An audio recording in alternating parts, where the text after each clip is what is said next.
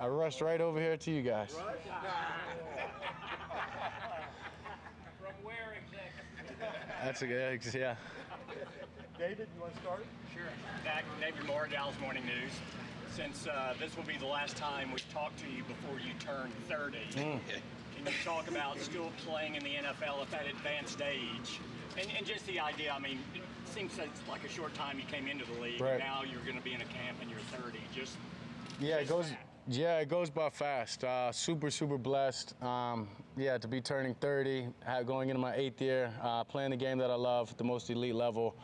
Something you dreamed about for a long time, and as I said, it just goes by fast. So that's my message to these young guys.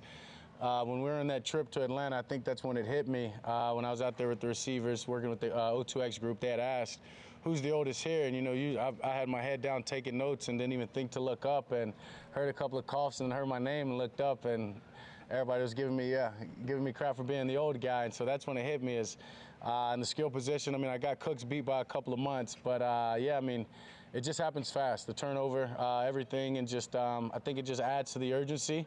But more so, blessed to just be celebrating my 30th doing what I love. And since you brought up that trip too, just the importance of that to you, to put that together, the time you put, just kind of what you guys gained from a football perspective, but also more important, just kind of being there with each other. Yeah, I don't think I can really put into words and really quantify what all we got from that and how much that's going to serve us as we move forward. Obviously, getting to work with a great group and an elite group like O2X, they brought so much from the, hate to just say camaraderie side, but how to use the accountability, how to gain more trust, and how to make sure that's what you lean back onto in the times of pressure and the times of when the adversity. And just obviously the camaraderie. I mean, just being on the water with the guys, hanging out with the guys, and then getting the great work in that we needed just in that time, 2 weeks ago, I guess, to make sure that we came into camp hitting it. Every guy, old to young, I had 17 guys out there. I think every one of them will tell you that they benefited from it and took something from it that they'll use for themselves personally, and they'll use to help this team. So honored to work with those guys, and thankful they came in. They did it. The O2X, they did a great job, and then just thankful for my teammates to really come in and buy in and really use it and get something out of it. Clarence Forward Star Telegram. How different was this trip, past trips? Because you've taken other trips and taken the receivers. It looked like you had more guys this time. What was the thought process behind the things you added this year compared to past year? Guys on these trips? Yeah, definitely. It's definitely different. I think first is just the numbers. As you said, in the past, it's been a few of the starters, running back, tight end, and not all the guys. That's my noise, and it really distracted me right there. Usually it's like you said, it's 5 or 6 guys, but to be able to bring 17 guys in and have all the rookies show up and contribute, and as I said, having those guys balled in and locked in, playing in this league 7 years, it's always one of those guys that you're going to need late in the year to make a play. You're going to need one of those guys to get moved up from practice squad. You're going to need one of those guys to come in on third down and make that catch. And just having those guys come in, understand the importance that they have and the importance that they have to this team and their role. And as we said, it was kind of our brother's keeper motto, right? Your success is my success, and that's equal all the way across. So just understanding whether they're on practice squad or whether they get in and make a third down catch, they're vital to this team's success, and we need them and need their focus, we need their attention, and we need everything they have. So I think that was the greater part about having the numbers that we did and bringing more guys than we have in the past. Not to get your personal business, but did you finance the young guys to come down there? Because a lot of the young guys don't have the money to make those trips and all that stuff. So. They got their plane trips. That was it. Yeah, so the rest I took care of, old and young. So, yeah. Dak, Todd Archer with ESPN. Now, are you better physically now than you were when you were 23? As in throwing the ball? Anything. Just where your body is, how you feel. Yeah, I mean, I feel great, knock on wood. I'd say physically and what I'm capable of doing, my strength, throwing the ball, all that, by far than what I was 23 coming in the league or even 2 years ago. But as far as dealing with things, you're getting older, and I feel that at times. And when you had an ankle injury like I did, it's always a continuous checkup, and so always working on that. And so, kind of half and half, I guess you can say.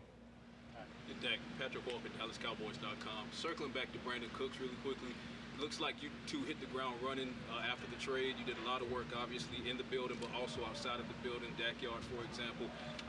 With the offseason program mostly behind you, 2 days into practice, where are you guys at chemistry-wise? Yeah, we're great, and that's credit to him. I don't want to give myself too much credit, and that's a guy that's a true pro. That's a guy that you can look at his resume, seeing what he's done throughout this league, look at his numbers, and then honestly, when you watch him and you see the way he prepares, the way he takes care of his body, the way he approaches the game, you can see that he came in playing with some of the best quarterbacks and some of the better coaches in this league. That he's been trained the right way. That now going into year 10, he's vital to our team's success. Obviously, what he's going to be able to add just in his stats and just in his play, but his leadership alone is. I can tell you guys like CD, Michael Gallup are thankful for that, and yeah, he's just a hell of a guy that allows.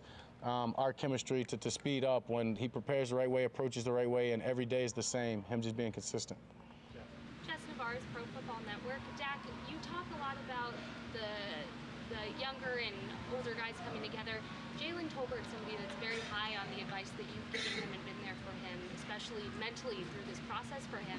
Can you talk about what you've seen out of him and the growth in the last year? Yeah, so much growth, and it starts mentally. That's a guy that has all the talent, has all the capabilities, but I think that you can see, take last year and you can see how much this game is a confidence game. And you get drafted in this league, they get picked in this league, it's for a reason, but a lot of times guys lose that confidence and maybe what they expected to be doing early, and that doesn't happen for him. And that's all that was last year, is a guy that's really balled into himself and just trying to prove every which way that he can, and not only for himself, for this team. And he's taken a huge step mentally, and I think that's just going to jump off the tape or just jump off just when you watch him on the field and the way that he's preparing for the practice and just what he's doing out there and making the plays. And then even had the play today, didn't go our way, and he came to me, get it again, please give me another chance. I said, hey, we'll get to it, you know what I mean? Let's not just press and want, but you'll have another opportunity. But that just shows you how hungry he is, how much he's grown in his confidence, and yeah, he's just getting going, and a guy that I'm excited for. John Shaw, The Athletic. On paper, this looks like the best Cowboys defense they've probably had in your time since being quarterback. I'm just wondering, from your perspective, what kind of challenge are they out on that field? Yeah, just in these 2 days, I've felt it. They're good. They're good. They communicate well, and I think that's where it starts. Is they know each other. They know the call. They feel confident with the call that they're getting from DQ. They feel confident with the man next to them doing their job, and that allows them to play fast. And that's going to make it tough on any offense. But it's great for us to get to go against them every day. That's iron and sharpen ironing, and yeah, iron sharpen iron. Yeah, I said that right. Yeah, it's just, they're impressive. Honestly, I felt this in this 2 days, but you can go back to the spring. And as I said, it starts with their communication. In our mock games and our walkthroughs, they don't lose a beat, and all that does is allow their personality to rub off on other guys, and just sharpens the competition, and it just makes it fun. Joe Trahan, WFAA TV. Dak, we've seen resilience throughout your career, but after the way last year ended, what or who did you lean on to gather your resolve to keep going this year and get going again? Yeah, I mean, my teammate and my coaches, honestly. Obviously, my family, they've always been there, always going to be there. But just the guys that know who I am, how I show up each day, how I approach, understand that numbers always don't tell what it is. And that was big for me, you know what I mean? But as much as that, it's my past experience in my life that I can lean on and understand that that's one situation. The only thing that I can do is get up and keep swinging, and that's exactly what I'm going to do every chance that I get. And so every opportunity coming out of practice is about being purposeful. It's about understanding that, making sure the young guys understand that we've got to be purposeful and intentful in everything that we do, because we don't know when these reps are going to come up. And me personally and this team, we've been bit by that in the last couple of years when we needed it. And so, yeah, it's just about not taking a play for granted, not taking a moment or walk through for granted, communicating our asses off, and, yeah, just putting our best foot forward each and every day.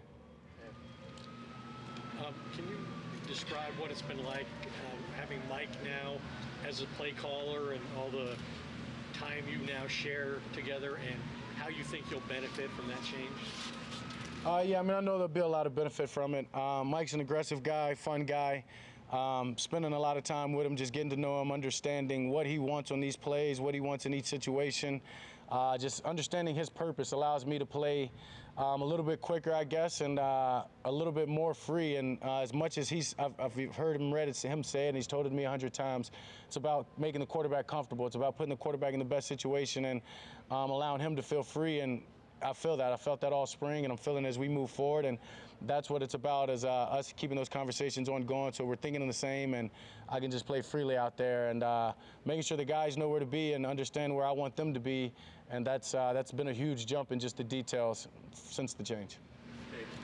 I know Todd's question earlier just about, how maybe your training's altered at all as you've gotten older. I've always heard you described as a volume thrower in the offseason. Some quarterbacks like to rest their arm a little bit. You've always been a volume thrower. Are you still a volume thrower in the offseason, or have you adapted a little bit to do a little less? I'd say I'm still a volume guy. Training with the guys, 3D QB, as you said, it's why guys like Brady can play so long. It's not really using your arm. It's using every part of your body, right? And, and all that's really starting to it started to take over in my body. So in that sense, my arm's not getting tired. When you have the young guys that we have, we need reps. So I'm out there trying to get the reps as I can. I use a lot of times my conditioning is part of my throwing. So it's not just running to run, rather it is, let me get this condition in there, functional conditioning, functional training. And I think the best way for me is to throw the ball and to put myself in those situations, whether it's on the move. And just making sure that I'm feeling more and more comfortable each and every throw that I have to make, especially trying to get on the same page with young guys. So as long as I can keep throwing this way and my arm doesn't bother me, I'm pretty sure I'll be a volume guy. Zach Hedrick from WOAI and KBB TV. Talk about the young guys maybe later in the year coming up with the practice squad when you need them. Could Dennis Houston be one of those guys? What growth and development have you seen from him? Yeah, Dennis is a guy that I've trusted from day one. There was a reason that he was out there starting week 1 of last year. Just the way that he approaches, the way that he comes in and tries to get better and being purposeful and intentful. That's one of the main guys you can look at, and he does that the right way. So, 1,000% all belief that he can come in whenever the time's needed, whenever we need him, we can lean on him. And trust me, he's ready for that moment. And that's a good problem to have when we've got a lot of guys that you trust, a lot of guys that you feel comfortable that can go out there and make plays. So he's definitely one of them, and when his number's called, I'm sure he'll step up. Michael Coleman, KLTV, East Texas. How much more beneficial is it to have Turpin in camp now as opposed to the way it was a year ago? Terp's a guy that we've got to get him the ball. And so, like you said, just having him, getting him the ball, making sure he understands where he's going to be needed, that's going to be huge. Huge for him, huge just for this offense to understand. As I said, we're trying to get these playmakers touches. We want to get them the ball in space. We want to get them the ball as much as we can and allow them to do what they do. And I think that you're going to see that he can play a big part of this offense. Maybe it's because of his time in camp. The last guy from the 2016 class. Have you thought about that at all? Did that ever enter your mind, knowing that Zeke and Anthony aren't here? And what is the urgency that you have now as you're going forward as not an old guy, but a veteran player? Yeah, up until this year, I did kind of count and did kind of think of that. And I guess after the last 2 departures you said, it didn't hit me. It's interesting. To me, it just speaks urgency. It just speaks urgency. Blessed to play this game, blessed to be in this organization, but as you see, this is a business. It's not forever for everybody, and I know what I want to do. I know what I want to accomplish, and I know what this team wants, and it's about that now. Dak, Mike Less, the WFA. I'm wondering, have you seen how much have you watched of the new Netflix quarterback show, and have you approached about it? Yeah, I was approached about it. I haven't watched it. I'm not a TV guy, to be honest. So, if I'm watching film or something, I'll turn on some live sports behind me. But, I haven't seen it. So, I heard nothing but good things, and, I was approached. Why was it not for you, at least this time around? I get enough media. This team gets enough coverage. Just not something I'm itching for. A year ago when they approached me, I asked Peyton, would this be something you'd do? And so I didn't do it, right? And and then asked me again this year. And credit to him, though. Obviously, credit to the guys that did do it. He did mention how all 3 guys would say it wasn't a distraction, and I believe that. I mean, as I said, I've been around this organization. We've had cameras here and there, and haven't always felt like they were a distraction, but just not something I'm into, to be honest with you. Brad. By the way, don't tell Jerry that you get enough media. No, it doesn't buy a shoe. He doesn't care. Shane, Cowboys Radio, I'm wondering if you knew when you came into the league how difficult it is to win at this level. Yeah, I mean, there's a part of me that says yes.